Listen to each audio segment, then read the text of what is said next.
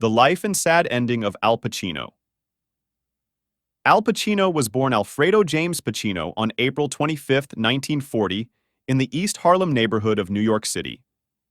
He is the son of Italian-American parents Rose Girardi and Salvatore Pacino. His parents divorced when he was 2 years old.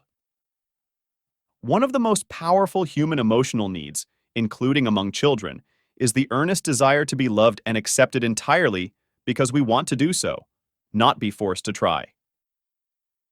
Deep down in the heart of all people, old and young, all aspire to receive the love and acceptance of those around us, but first of all, family members. This boy lacks this affection. In his teenage years, Pacino was known as Sonny to his friends. He had ambitions to become a baseball player and was also nicknamed the Actor. He attended Herman Ritter Junior High School, but soon dropped out of most of his classes except for English. He subsequently attended the High School of Performing Arts after gaining admission by audition. His mother disagreed with his decision, and, after an argument, he left home. To finance his acting studies, Pacino took low-paying jobs as a messenger, busboy, janitor, and postal clerk, as well as once working in the mailroom for Commentary magazine. Because they are not paid attention to their parents, children do not know how to choose the right direction.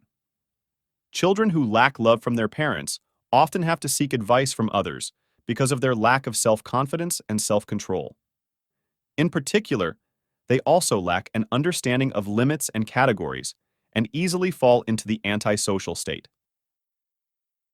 Pacino began smoking and drinking at age 9 and used marijuana casually at age 13, but he abstained from hard drugs. His two closest friends died from drug abuse at the ages of 19 and 30. Growing up in the Bronx, Pacino got into occasional fights and was considered somewhat of a troublemaker at school. He acted in basement plays in New York's theatrical underground, but was rejected as a teenager by the Actors Studio. Pacino joined the HB Studio, where he met acting teacher Charlie Lawton, who became his mentor and best friend. In this period, he was often unemployed and homeless, and sometimes slept on the street, in theaters, or at friends' houses. In 1962, Pacino's mother died at the age of 43. The following year, his grandfather James also died. Pacino recalled it as the lowest point of his life and said, "I was 22, and the two most influential people in my life had gone, so that sent me into a tailspin." Pacino has fathered 3 children. The eldest, Julie Marie, is his daughter with acting coach Jan Tarrant. He has twins, son Anton James and daughter Olivia Rose, with actress Beverly D'Angelo, with whom he had a relationship from 1996 until 2003. He has never been married. Pacino had a relationship with his The Godfather trilogy co-star, Diane Keaton. Their on-again, off-again relationship ended after the filming of The Godfather Part 3. Pacino had a 10-year relationship with Argentine actress Lucila Pollak from 2008 to 2018, with what has been through the same point the evolution of the milestones that he has gone through. In 1968, Pacino starred in Israel Horowitz's The Indian Wants the Bronx at the Astor Place Theater, playing Murph, a street punk. The play opened January 17, 1968, and ran for 177 performances. It was staged in a double bill with Horowitz. It's called The Sugar Plum, starring Kleberg. He won an Obie Award for Best Actor for his role, with John Cazale winning for Best Supporting Actor and Horowitz for Best New Play. Pacino took the production of The Indian Wants the Bronx to Italy for a performance at the Festival dei Due Mondi in Spoleto. It was Pacino's first journey to Italy. He later recalled that performing for an Italian audience was a marvelous experience. Pacino and Kleberg were cast in Deadly Circle of Violence, an episode of the ABC television series NYPD, premiering November 12, 1968. Pacino continued performing on stage in the 1970s, winning a second Tony Award for the basic training of Pablo Hummel and performing the title role in Richard III. In the 1980s, Pacino again achieved critical success on stage while appearing in David Mamet's American Buffalo, for which Pacino was nominated for a Drama Desk Award. Since 1990, Pacino's stage work has included revivals of Eugene O'Neill's Huey, Oscar Wilde's Salome, and in 2005, Lyle Kessler's Orphans. In October 2002, Pacino starred in Bertolt Brecht's The Resistible Rise of Arturo Ui for the National Actors Theatre and Complicité. The production was a critical success in which Pacino grabs and holds the attention like a coiled spring about to snap. He is all brooding menace and crocodile grimace, butchering his way to the top with unnervingly sinister glee. Pacino returned to the stage in the summer of 2010, playing Shylock in the Shakespeare in the Park production, The Merchant of Venice. The acclaimed production moved to Broadway at the Broadhurst Theatre in October, earning $1 million at the box office in its first week. The performance also garnered him a Tony Award nomination for Best Leading Actor in a Play. His role as a heroin addict in The Panic in Needle Park brought Pacino to the attention of director Francis Ford Coppola, who cast him as Michael Corleone in what became a blockbuster mafia film, The Godfather. Pacino's performance earned him an Academy Award nomination and offered a prime example of his early acting style. This was described by Hallowell's Film Guide as intense and tightly clenched. Pacino boycotted the Academy Award ceremony, insulted at being nominated for the Supporting Acting Award, as he noted that he had more screen time than co-star and Best Actor winner Marlon Brando, who also boycotted the awards, but for unrelated reasons. In 1973, Pacino co-starred in Scarecrow with Gene Hackman and won the Palme d'Or at the Cannes Film Festival. That same year, Pacino was nominated for an Academy Award for Best Actor after starring in Serpico, based on the true story of New York City policeman Frank Serpico, who went undercover to expose the corruption of fellow officers.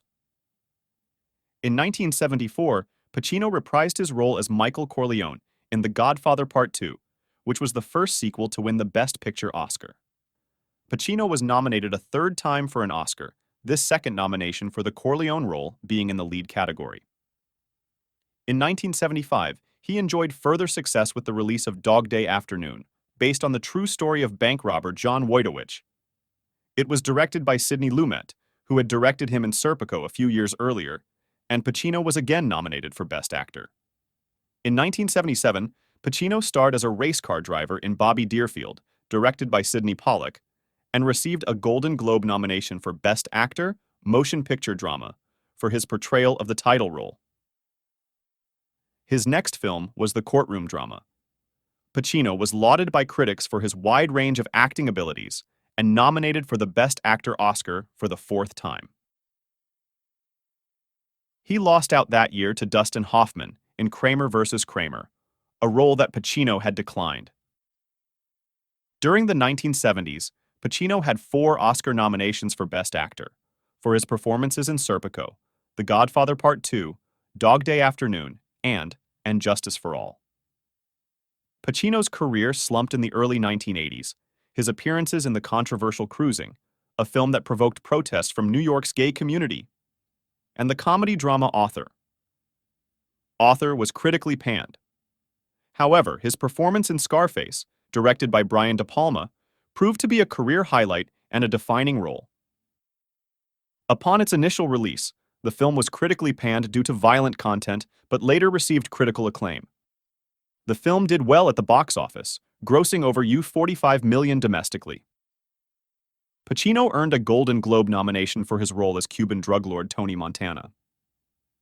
His 1985 film Revolution, about a fur trapper during the American Revolutionary War, was a commercial and critical failure, which Pacino blamed on a rushed production, resulting in a 4-year hiatus from films. At this time, Pacino returned to the stage. He mounted workshop productions of Crystal Clear, National Anthems, and other plays. He appeared in Julius Caesar in 1988 in producer Joseph Papp's New York Shakespeare Festival. Pacino returned to film in 1989's Sea of Love, when he portrayed a detective hunting a serial killer who finds victims through the singles column in a newspaper. The film earned solid reviews. Pacino received an Academy Award nomination for playing Big Boy Caprice in the box office hit Dick Tracy in 1990, of which critic Roger Ebert described Pacino as the scene stealer. In 1991, Pacino starred in Frankie and Johnny with Michelle Pfeiffer, who co-starred with Pacino in Scarface. Pacino portrays a recently paroled cook who begins a relationship with a waitress in the diner where they work.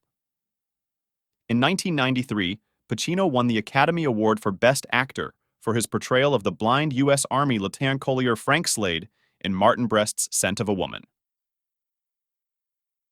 That year, he was also nominated for Best Supporting Actor for Glengarry Glen Ross, making Pacino the first male actor ever to receive 2 acting nominations for 2 movies in the same year and to win for the lead role. Pacino won 3 Golden Globes since 2000, the first being the Cecil B. DeMille Award in 2001 for Lifetime Achievement in Motion Pictures. Pacino next starred as lawyer Roy Cohn in the 2003 HBO miniseries Angels in America, an adaptation of Tony Kushner's Pulitzer Prize-winning play of the same name. For this performance, Pacino won his 3rd Golden Globe for Best Performance by an Actor in 2004. Pacino played Jack Kevorkian in an HBO Films biopic titled You Don't Know Jack, which premiered in April 2010. The performance earned Pacino his 2nd Emmy Award for Lead Actor and his 4th Golden Globe Award. He co-starred as himself in the 2011 comedy film Jack and Jill. The film was panned by critics, and Pacino won the Golden Raspberry Award for Worst Supporting Actor at the 32nd ceremony. He was presented with Jaeger LeCoultre Glory to the Filmmaker Award on September 4, 2011, prior to the premiere of Wild Salome, a 2011 American documentary drama film written, directed by, and starring Pacino. He took the title role in the comedy drama Danny Collins, and this performance as an aging rock star garnered him a Golden Globe Award for Best Actor, Motion Picture Musical, or Comedy nomination. In February 2020, Pacino starred as Meyer Offerman, a fictional Nazi hunter, in the Amazon Video web television series Hunters. This is Pacino's first television series since Angels in America.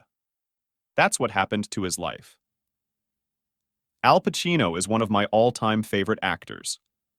Scarface and Justice for All, Dog Day Afternoon, Serpico, The Godfather, and many more top-notch performances from him. I always wanted to inspire him to one day become an actor like him, and would mimic his performances as a teenager.